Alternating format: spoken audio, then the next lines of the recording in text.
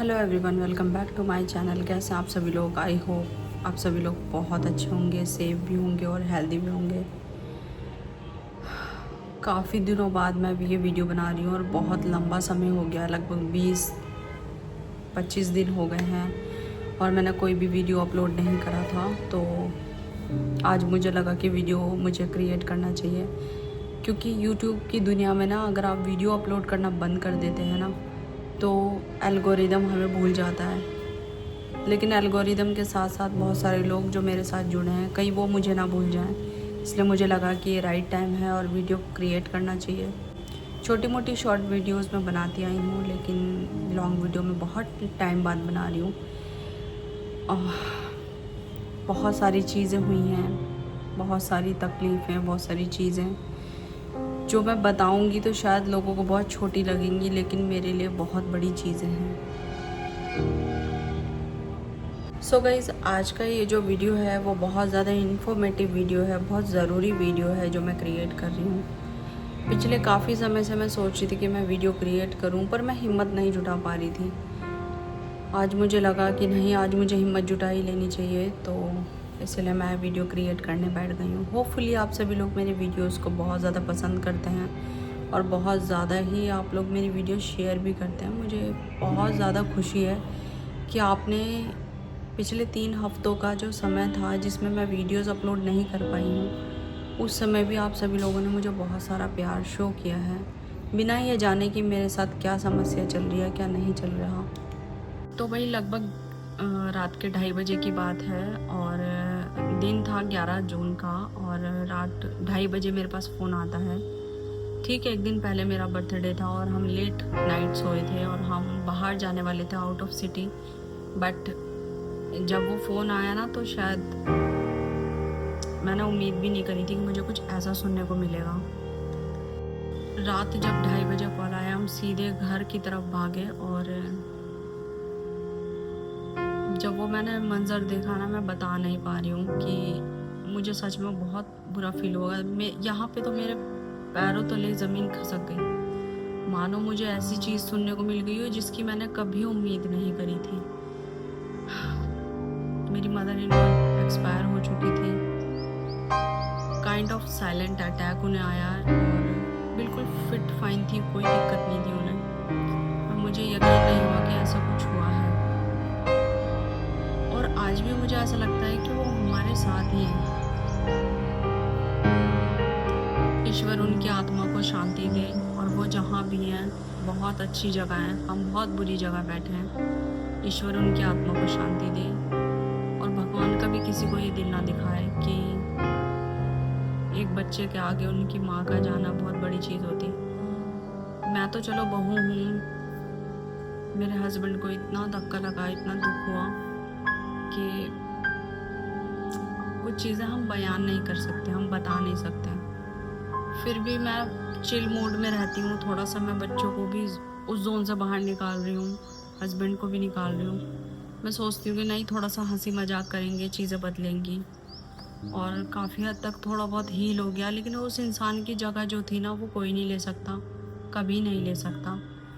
और बहुत सारी चीज़ें मेरे साथ जो हुई है ना, मुझे सच में यकीन नहीं हुआ कि ऐसा हो सकता था, पर ईश्वर की यही इच्छा थी शायद।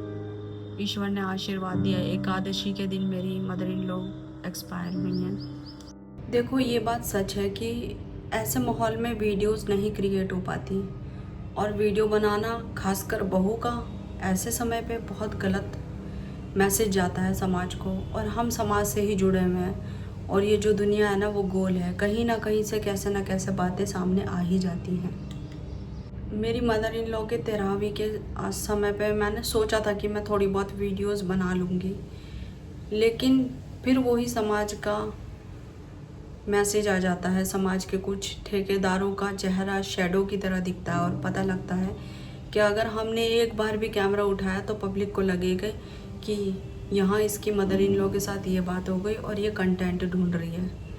तो इसीलिए मुझे लगा कि नहीं, एक सामाजिक तौर से देखा जाए तो मुझे ये चीज़ नहीं करनी थी।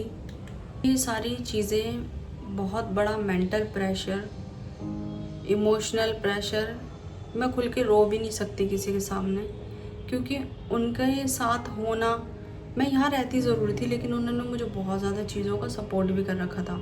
जैसे कि उन्होंने मुझे कुछ ईवल आइज से बचा रखा था। वो चाहती थी कि मैं वहाँ तक ना पहुँचूँ, और समहाउ जब ये सब चीज़ें हो जाती है तो आपको आगे बढ़ना पड़ता है और आना पड़ता है सभी के सामने। और आज लगभग 20 दिन हो चुके हैं और कल से मेरी बेटी का स्कूल ओपन होने वाला है। मुझे लगता है कि अब चीज़ों से निकलना चाहिए, मूव ऑन करना चाहिए और थोड़ा सा अपनी लाइफ की तरफ भी ध्यान देना चाहिए। जो लॉस हुआ है उसे तो कोई नहीं फील कर सकता, लेकिन हाँ, जो चीज़ें हमने देख ली हैं आगे के लिए, जैसा हमें नहीं पता था कि मम्मी की तबीयत बिल्कुल ठीक थी, उन्हें कुछ भी दिक्कत नहीं थी, बिल्कुल बढ़िया। लेकिन ऐसा जब ये झटका महसूस हुआ, ऐसा लगता है कि अब अपने हेल्थ के ऊपर और ज़्यादा ध्यान देना पड़ेगा। मैं बहुत ज़्यादा आलसी हूँ अपने स्वास्थ्य के मामले में। मुझे लगता है ठीक है, चल रहा है काम, लेकिन अभी हाल फिलहाल में मैंने बहुत सारे चेकअप कराए अपने।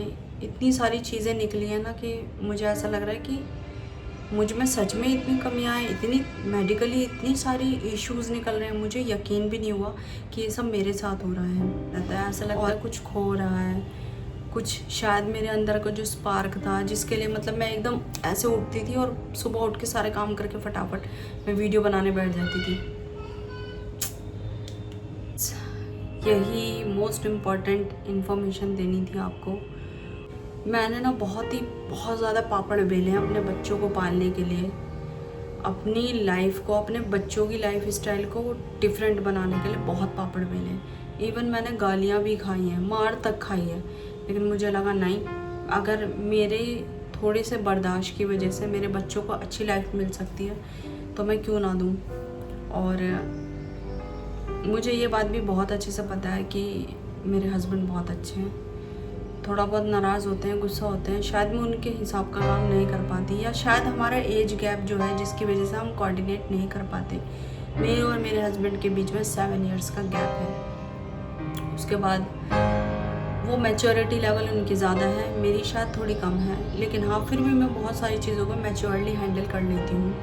और इस ब्रेक ने मुझे ये सिखाया है कि ये बाहरी दुनिया है, ये जो आप स्क्रीन पे मुझे देख रहे हो ना, ये आपको बाहरी दुनिया दिख रही है। मेरी अंदरूनी दुनिया में मैं झेल रही हूँ, मैं देख रही हूँ कि मैं क्या क्या चीज़ें सेक्रीफाइस कर रही हूँ, क्या क्या मैंने सरवाइव करा है। अगर आज 30 की उम्र में आके मैं चाहूँ कि मैं ये कर लूँ, तो पहले मुझे अपने बच्चों का फेस देखना पड़ता है। उसके अलावा मुझे अपने हस्बैंड का भी पूरा सपोर्ट चाहिए होगा, क्योंकि बिना परमिशन के मैं कुछ नहीं कर सकती। और जब हम अपने पार्टनर में एक फादर फिगर ढूंढ लेते हैं ना, तो हमें लगता है कि नहीं, हमें ये काम नहीं करना चाहिए, शायद उन्हें बुरा लगेगा, शायद वो इस चीज़ से एग्री नहीं होंगे। और कहीं ना कहीं जो आजकल चीज़ें चल रही हैं, मुझे लग रहा है ठीक है, थोड़ा सा नोक झोंक के साथ हमारा शाम तक झगड़ा होगा और सुबह हम फिर एक हो जाएंगे।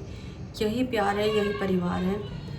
मिलती हूँ मैं कल के व्लॉग में, तब तक के लिए बाय बाय। मेरा बच्चा भी चिल्ला रहा है, बहुत ज़्यादा डिस्टर्बेंस कर रहा है, तो चलो बाय बाय।